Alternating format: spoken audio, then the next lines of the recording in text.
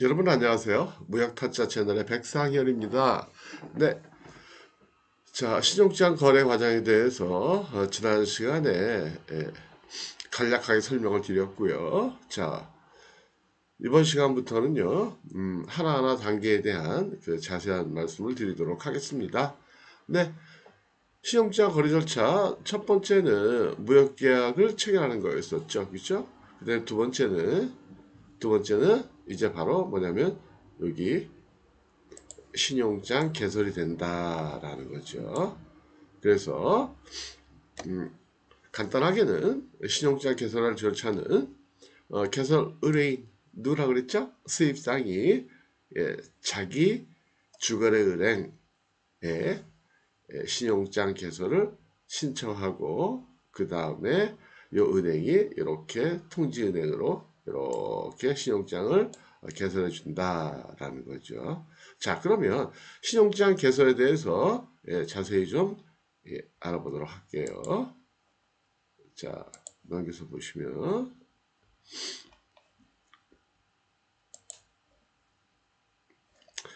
자, 보시면요.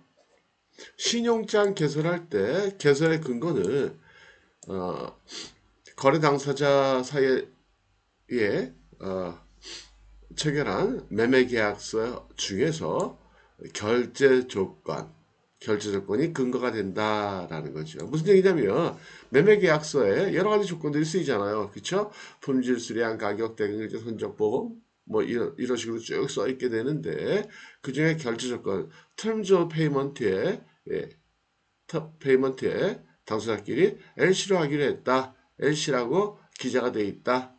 그러면 그거를 근거로 해서 신용장은 개설되게 된다라는 거죠. 그래서 신용장의 모태는 뭐다? 계약서다.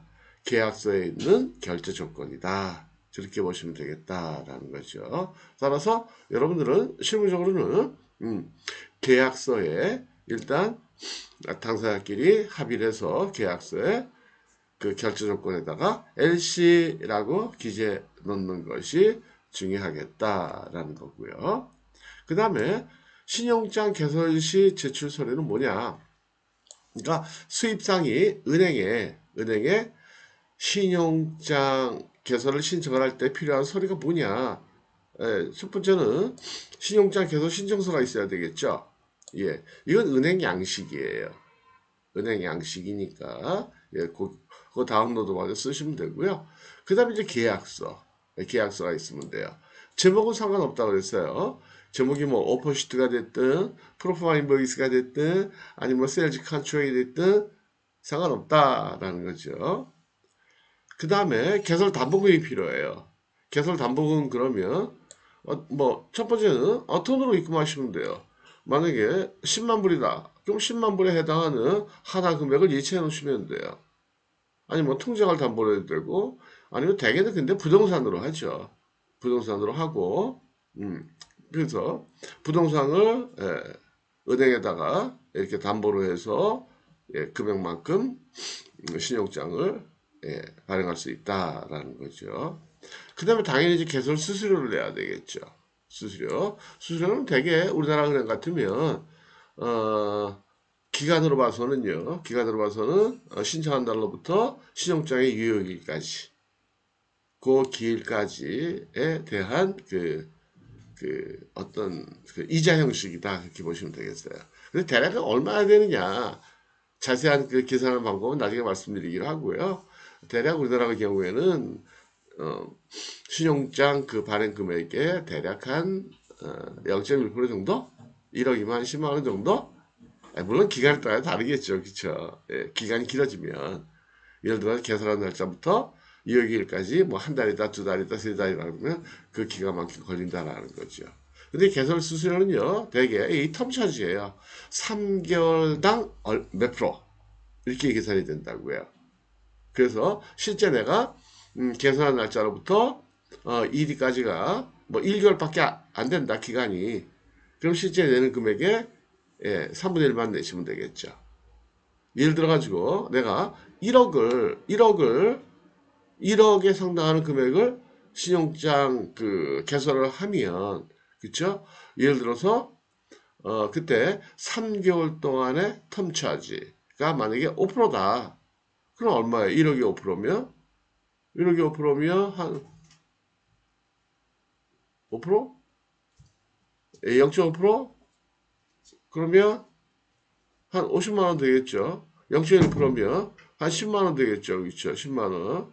근데 여러분들이 오늘 개설을 하시고 만약에 1개월 후가 만약에 만기다. 신용장의 만기다라고 하면 1억이면은 10만 원인데 텀 차지라고 그랬죠. 그렇죠? 0.1%라는 게 3개월 동안의 차지니까 그 10만 원에 3% 이렇게 계산하신다라는 거죠. 이해가 되시겠죠? 그렇죠? 예. 그래서 만약에 1억이다. 그러면 1억에 대한 3개월 동안의 이자, 텀 차지라는 게 이제 은행마다 조금씩 다르겠죠. 만약에 3개월에 예를 들어서 0.3%다. 0.3%다. 그래 곱하면 30만 원이잖아요. 30만 원. 그래서 30만 원이라는 거는 0.3%가 이게 3개월에 대한 이자니까. 근데 실제로 여러분들이 만약에 3개월 동안 그러니까 개설한 날짜부터 개설일로부터 만기까지가 3개월이다 그러면 30만 원 내셔야 되는 거고 만약에 2개월이다 그러면 20만 원만 내시면 되겠다라는 거죠. 이해가 되시겠죠? 1개월이면 10만 원만 내면 되죠. 간단하죠. 그죠? 그래서 요거만 딱 기억하시면 돼요. 예. 개설 수수료율이 만약에 몇 프로다 그러면 그거는 3개월 동안에 몇 프로다 그런 뜻이에요. 보통 우리는 이자율이 뭐 5%다 그런 거 연간 이자율을 얘기하는 거잖아요. 근데 연간 이자율. 근데 우리 신용자에서 그렇지 않다는 거예요. 연간 이자율이 아니고 3개월 동안의 이자율이다라는 거예요. 이것만 잘 계산하시면 돼요. 근데 이거 뭐 얼마 안 되니까 크게 신경 쓰실 건 없다라는 거죠. 그 다음에 신용장을 개설하는 방법은 요거는 이제 스위프트예요. 스위프트. 스위프트라는 게 뭐라고 그랬죠? Society of Worldwide Interbank Financial Telecommunication. 그래서 은행 간 자금 통신망이라고 그랬잖아요. 그죠? 은행 간 자금 통신망. 그러니까 은행끼리만 돈을 자금을 외화를 입금시키고 출금시키는 거. 그러한 용도로 쓰이는 은행 간 자금 통신망. 이걸 스위프트라고 그랬어요. 그죠? 그래서 여러분들이 해외로 송금을 할 때 은행에 가서 송금 신청을 하게 되면 여러분들 은행에서 해외에 있는 은행으로 나갈 때 스위프트라는 그 망을 통해서 나간다. 전용 통신망이다. 은행끼리 사용하는. 근데 신용장도 이 스위프트망으로 나간다. 그래서 신용장이 발행될 때는 데이터 형식으로 발행된다. 그 다음에 전 세계적으로 신용장의 형식은 동일하다. 그렇게 말씀을 드렸어요. 그죠? 그 다음에 신용장의 구성 이렇게 보시면 이거는 사실은 신용장을 이렇게 좀 분석을 해본 거예요. 또 어떻게 얘기하면 여러분들이 신용장 개설을 신청할 때 이 신청서를 써야 되잖아요. 근데 신청서에 쓸 때 어떤 내용들이 기재가 되느냐. 그래서 신용장이 실제로 발행이 됐을 때 중요한 내용들이 뭐냐라는 거죠. 근데 사실은 요 6가지 이렇게 기억하시는 거, 요 제목별로 기재하시는 거, 기억하시는 거, 이거는 뭐 할 필요가 없어요. 사실은 할 필요가 없고요.